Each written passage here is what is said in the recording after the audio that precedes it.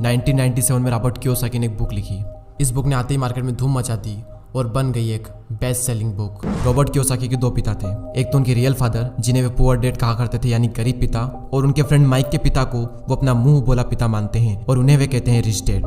उनके जो real father है वो काफी पढ़े लिखे हैं, वो एक कॉलेज में प्रोफेसर है, लेकिन उनकी पूरी जिंदगी में पैसों को लेकर बहुत ही ज्यादा स्ट्रगल रहा और यही वजह है कि रॉबर्ट उन्हें पुअर डैड कहते हैं। और वहीं दूसरी ओर इनके जो मुंह बोले पिता हैं वो कम पढ़े लिखे हैं, लेकिन फिर भी वो एक बहुत बड़े बिजनेसमैन है और एक कामयाब इंसान है, और इसी वजह से रॉबर्ट उन्हें कहते हैं रिच डैड। रॉबर्ट कियोसाकी अपनी book rich dad poor dad में बताते हैं कि जब वे 9 साल के थे तो स्कूल में दूसरे अमीर बच्चों को देखकर उनके मन में भी अमीर बनने की तमन्ना होती थी, और इसीलिए एक दिन उन्होंने अपने पुअर डैड से पूछा कि अमीर कैसे बना जा सकता है। लेकिन उनके जो रियल फादर थे पुअर डैड, उनके पास इसका कोई जवाब नहीं था, और उन्होंने कहा कि तुम अपने दोस्त माइक के पिता से इसका जवाब पूछो, क्योंकि वो तुम्हें इस सवाल का जवाब अच्छी तरह से दे सकते हैं। और फिर रॉबर्ट अपने रिच डैड के पास जाते हैं और उनसे अपना सवाल पूछते हैं, और वहीं से रॉबर्ट की फाइनेंशियल एजुकेशन का एक बहुत ही महत्वपूर्ण सिलसिला शुरू होता है। उनके रिच डैड उन्हें लाइफ की डिफरेंट स्टेजेस पर अमीर बनने के लिए और हमेशा अमीर बने रहने के लिए कुछ इंपॉर्टेंट लेसन बताते हैं, और इसी के साथ इस बुक में वो कई सारी चीजें बताते हैं, जैसे कि पैसों को किस तरह से मेंटेन करना चाहिए, पैसों को काम पर कैसे लगाएं, और ऐसी कौन सी गलतियां हैं जिसकी वजह से गरीब हमेशा गरीब ही रहता है। और इसके अलावा वो बताते हैं कि अगर गरीब इंसान भी इसमें बताई हुई बातों को फॉलो करे तो वो भी जल्दी से अमीर बन सकता है। तो अब हम बात करते हैं उन इम्पोर्टेंट लेसन के बारे में। तो नंबर 1 यहाँ पर आता है कि अमीर लोग कभी भी पैसों के लिए काम नहीं करते।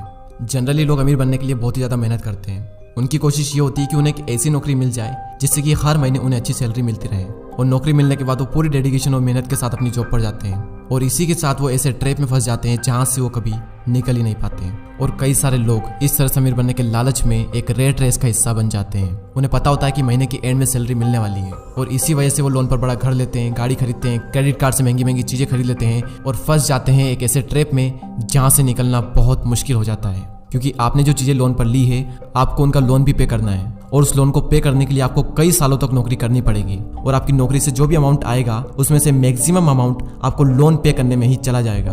और इसी तरह से कई सारे लोगों की जिंदगी लोन पे करने में और नौकरी करने में ही निकल जाती है। अब सवाल ये आता है कि पैसों के लिए काम ना करें तो क्या करें। अमीर लोग जो होते हैं वो पैसों के लिए काम नहीं करते, वो कुछ ऐसा करते हैं जिसकी वजह से पैसा उनके लिए काम करता है, और वो क्या ऐसा करते हैं इसका जवाब आपको आने वाले कुछ पॉइंट्स में मिल ही जाएगा।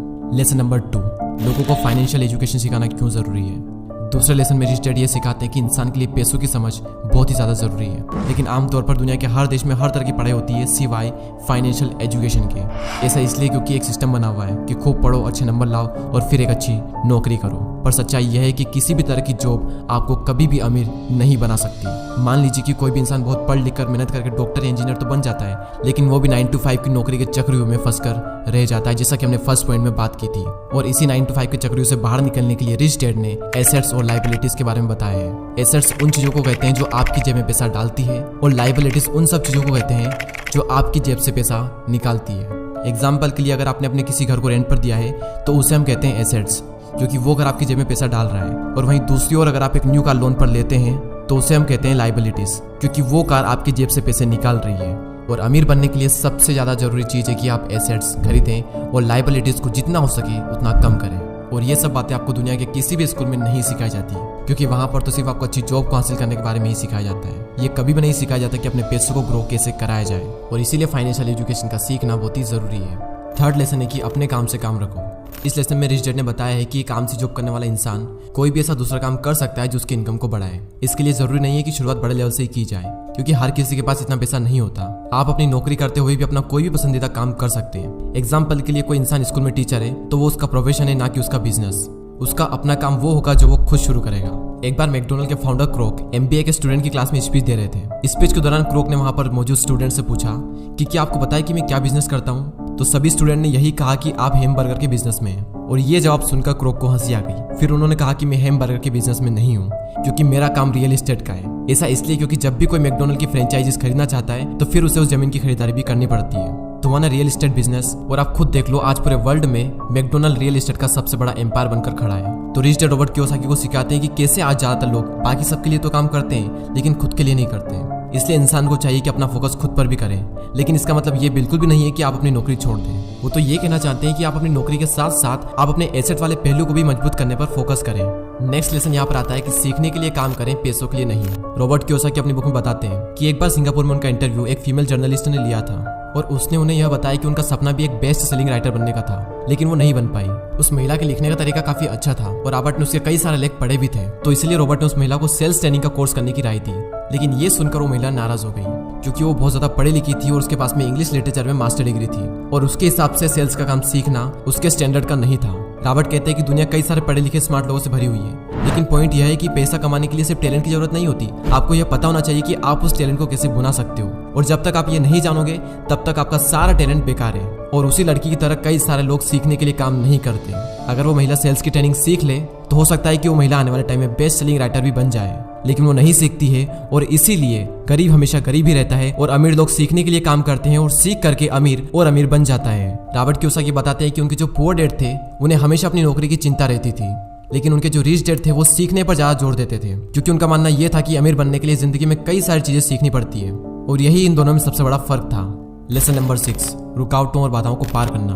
रॉबर्ट कियोसाकी अपनी बुक में यह भी बताते हैं कि कई सारे लोगों को पैसे की समझ तो होती है, लेकिन फिर भी उनके रास्ते में कई सारी ऐसी रुकावटें और बाधाएं आ जाती है जिसकी वजह से वो अपने एसेट्स को ज्यादा बड़ा नहीं कर पाते। और रॉबर्ट ने 5 ऑब्स्टिकल बताए हैं। पहला है डर। दुनिया का कोई भी इंसान हो उसे पैसों का नुकसान तो बुरा लगता ही है। पैसे को गंवाने का डर अमीर को भी बहुत ज्यादा होता है, लेकिन प्रॉब्लम यह है कि पैसे का नुकसान होने के बाद उस कंडीशन से निपटा कैसे जाए। इंपॉर्टेंट ये है कि आप अपने फेलियर को किस तरह से लेते हो। अमीर और गरीब के बीच में सबसे बड़ा फर्क यही होता है कि वो अपनी असफलता का मुकाबला किस तरह से करते हैं। सेकंड जो ऑब्स्टिकल है वो है डाउट। पैसे को इन्वेस्ट करते समय हम सबके मन में डाउट होता है, जो कि हमें जाम कर देता है। हर किसी के मन में सवाल होता है कि अगर मैंने इन्वेस्ट किया हुआ पैसा डूब गया तो क्या होगा, अगर सब कुछ मेरे बनाए गए प्लान के हिसाब से ना हुआ तो। इस तरह के सवाल और डाउट से हम हमेशा डर जाते हैं और जिस भी काम को करने का सोचते हैं उसे शुरू ही नहीं कर पाते हैं, और इसी तरह से हजारों मौके हमारी आंखों के सामने से गुजर कर चले जाते हैं और हम देखते रह जाते हैं। तीसरा ऑब्स्टिकल है आलस, जो कि इंसान का सबसे बड़ा दुश्मन है और इंसान को कभी भी आगे नहीं बढ़ने देता। रॉबर्ट कहते हैं कि जो लोग सबसे ज्यादा बिजी होते हैं असल में वही लोग सबसे ज्यादा आलसी भी होते हैं। जिंदगी में हर टाइम पैसों के लिए काम करने वाले लोगों को यह बात समझनी चाहिए कि किसी भी चीज की अति गलत होती है। और अभी रिसेंटली आलस को दूर करने पर भी मैंने एक वीडियो बनाया है, तो अगर उस वीडियो को आपने नहीं देखा है तो प्लीज उस वीडियो को भी जरूर देखें। चौथा ऑब्स्टिकल है बुरी आदतें। रॉबर्ट कहते हैं कि अगर 2 लोगों में कंपैरिजन किया जाए तो उनकी आदतों में बहुत ज्यादा फर्क होता है। साथ ही रॉबर्ट ये कहते हैं कि वो सबसे पहले खुद को पैसे देते हैं और इसी वजह से वो खुद को फाइनेंशियली और इमोशनली ज्यादा मजबूत महसूस करते हैं। उनके कहने का मतलब ये है कि हर महीने जब आपके पास में पैसे आते हैं तो सबसे पहले अपने सेविंग और इन्वेस्टमेंट के पैसों को अलग कर दें और उसके बाद अपने बिल्स वगैरह चुकाएं। तो अगर अमीर बनने की ख्वाहिश आपके मन में है तो ये आदत आपको डालनी ही पड़ेगी, भले ही हर महीने आपके पास कम ही पैसा क्यों ना आए। तो पहले खुद को पे करो और उसके बाद में दूसरे काम करो, और इससे आपके 2 फायदे होंगे। पहला तो आपका पैसा भी बढ़ेगा और दूसरा आपके सामने कमाई के कई सारे अवसर आएंगे और आप उनका फायदा भी उठा सकेंगे। फिफ्थ ऑब्स्टिकल है अहंकार यानी ईगो। रिच डैड यह भी कहते हैं कि कुछ लोगों में अहंकार बहुत ही ज्यादा होता है और इसका यूज वो अपनी अज्ञानता को छुपाने के लिए करते हैं। वो कहते हैं कि मुझे जो भी नॉलेज है मैं उसी की बदौलत पैसे बनाने में कामयाब होता हूँ, और जो चीजें मैं नहीं जानता उनकी वजह से मैं अपने पैसों को गवा देता हूँ। इसलिए अगर किसी चीज की जानकारी आपको अच्छे से नहीं है तो अपनी ईगो को साइड में रखकर उस चीज को अच्छे से सीखें। अगर आप ये करते हो तो आप एक बहुत बड़े नुकसान से बच सकते हो। चलिए अब हम इस वीडियो की समरी देख लेते हैं। तो सबसे पहले हमने बात की कि रॉबर्ट के 2 पिता थे, एक गरीब पिता और एक अमीर पिता, और अपनी 30 साल की लाइफ में उन्होंने अपने रिच डैड से जो कुछ भी सीखा वो उन्होंने अपनी book rich dad and poor dad में बताया है। तो नंबर 1 लेसन था अमीर लोग पैसों के लिए काम नहीं करते।